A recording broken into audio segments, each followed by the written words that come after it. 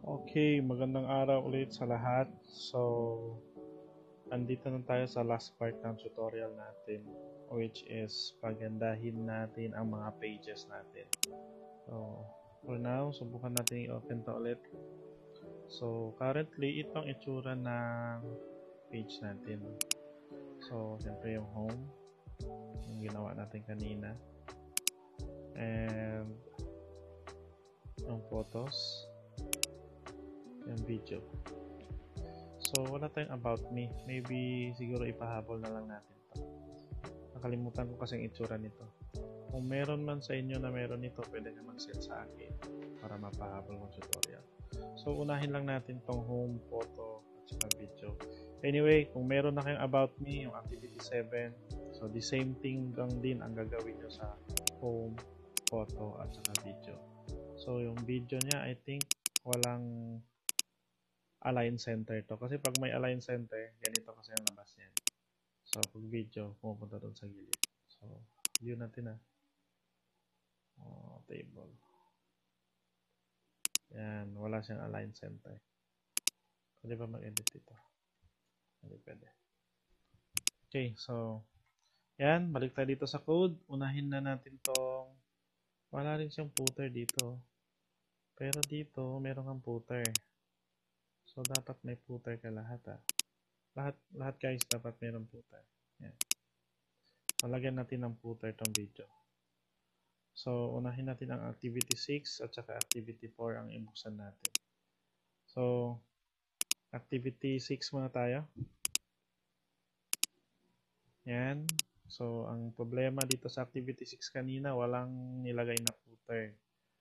So, copy-paste natin yung footer na activity 4. Pwede tayong pumunta dito. Right-click, view page source. Pero hindi nyo makikita guys. I-copy nyo na lang talaga to. Okay. Hindi nyo makikita dyan sa computer nyo dahil sa cellphone nyo dahil computer kasi ang gamit ko. So, wala siyang ganito, yung view page source. Pero anyway, yan, view page source. So, right click, refresh, balik sa video. Okay, meron ng footer ang video natin. And, lagyan din natin ng align center. Ano yan? Table, align, center. Okay, save. Tapos refresh natin dito. Yun. Sa gitna na sila lahat. Home, photo, video. So, wala tayong about me. Ayan lang. Dapat guys, kung pwede i-caps lock nyo to. Tingnan nyo, small letter. Tapos dito naman, small letter. Dito naman, may big letter, may big letter. Pare-parehas dapat. Para pag palit ng palit nito, pare-parehas yung mangyayari. So, meron lang akong kunting changes dito. So, ito yun, di ba? So, big letter na natin ito. Home,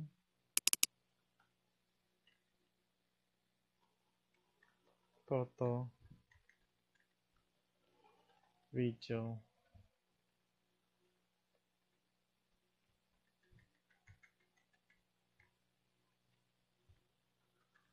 about me.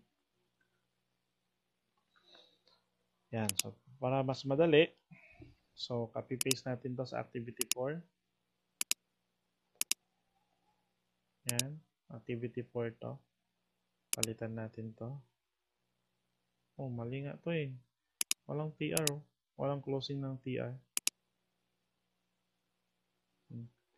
Open TR, open TD, open TR. Yan. So, ano pang papalitan natin? Yan. Yan, big letter na, di ba? Photo natin, big letter na rin. So, hindi na kinaya ng about me. Bakit dito kinaya? Dito hindi. So, mas maliit ata to. So, sige lang. Hayaan nyo na yan. Mamaya, pag i-edit natin yan, maayos din yan. About me. So, home na lang. That is activity 2. So, editin natin itong activity 2 natin. So, ito, papalitan natin. Yan. Big letter na sila lahat. para kung saan man tayo magpunta, pare-parehas lang ang itsura nila guys. Okay. So, ito lang. So, okay na tayo. So, start tayo sa home, which is ang activity 2. Naka-open naman na din. Oops. Ayan. So, ito yung code na sinend ko sa inyo dun sa group chat natin. Okay, from style, below, pababa. Okay. So, closing style hanggang dito sa open style hanggang dito sa closing style. So, meron yan mga meron yan. Ang tawag dito guys ay comment. Okay, so hindi ito babasahin ng page natin. Ito yung background ng page natin at sa text style. Ito yung code natin sa table style. Ito yung link natin. Okay.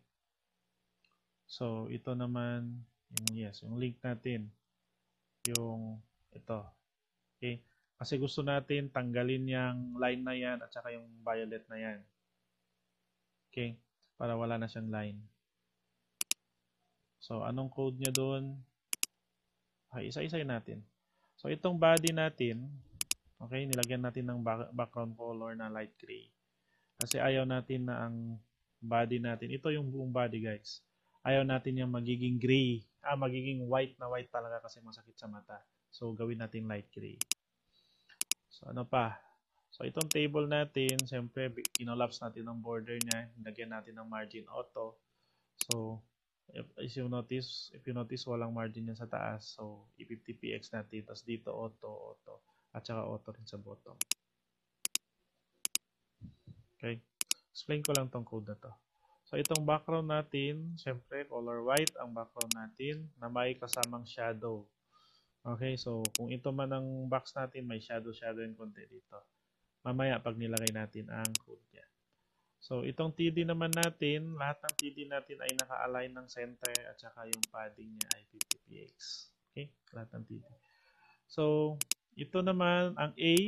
So, lahat ng code natin na A, kung titingnan niyo dito sa activity 2, andyan ang A. So, siya yung gumagawa ng link. Pag clinic mo to, pupunta sa activity 2. Pag clinic mo to, pupunta sa activity 4. Pag clinic mo to, pupunta sa activity 6. So, dito ang closing tags ng A. So, ang ginagawa niya, tinatanggal niya yung decoration. Ang decoration niya, itong underline dito, tatanggalin niya yan. Okay? So, and then, gagawin niya ang color. This is color blue. Okay? Ito, text color to. Ang magiging color na ng text na to ay color blue. And then, ang font weight niya, naka-bold na siya. Ibig sabihin, tataba ang mga text dito. And then, transition niya is 0.3 seconds. Pag hinover. Ang ibig sabihin ng A-hover guys, pag tinuro mo. Okay, pag tinuro mo siya, magpapalit siya ng 0.3 seconds into color, this one. This is color gray. And then, magkakaroon na rin siya ng decoration na underline. Ibig sabihin, pag tinuro mo, magkakaroon siya ng underline. Paro ba? Okay, isa-isay natin ha. So, siyempre, gagawa muna ako ng style. Okay. Dito natin yan ilalagay sa loob ng head, sa baba ng title. Okay? And then close natin dito ang style. Iisa-isahin ko lang ang paglagay guys. So kayo, pwede nyong i-copy paste yung buong style na to. Yan. And then i-paste nyo na agad dito sa, close ko muna to. Dito sa activity na to. Basta sa baba lang ng title. And then sa loob pa rin siya ng head. Dito siya. Okay? Tingnan natin ha. Yan. So ito, dito muna tayo. Ang body background natin. Papalitan natin ng font family. Tapos light gray ang background. Tapos magiging color black, dark black na ang content ng text natin. Okay? So dito tayo. So copy paste natin yan. Okay. Yan. Okay. Lagyan natin ng space para hindi tayo maguluhan. So, yan ang bagong CSS code ng body natin. So, balik tayo dito. Tignan nyo ang changes ha. Makita nyo, naging light gray na. And, ang font niya nag-iba na rin, naging Arial na yung font niya, di ba? So, yun, medyo attractive siya ng konti kaysa sa kanina. Tignan nyo ang difference niya. Tanggalin ko. Yan. Diba? Like. Lagyan ng code ng body na to, save. Yan. So, depende na sa inyo. Kung gusto nyo palitan ng kulay na to, pumunta lang kayo sa Google. Okay, mag-google lang kayo. And then, type nyo hexa decimal color codes. Yan. Okay, so, yan. Pwede nyo i-click to. Ang daming kulay guys. Andyan lahat ng kung gusto nyo dito kayo. Ano? So, yan ang i-copy nyo. Visit natin yan. Sana yan? Sana yan kanina? Yan. So, yan. I-copy nyo lang yan. Halimbawa, gusto natin ito. 8250C4. Okay? So, ang gagawin lang natin, papalitan nyo lang yan. Okay? Ito, hindi na to kailangan. Patiris na. Ano yan? 82. Ano ba yan?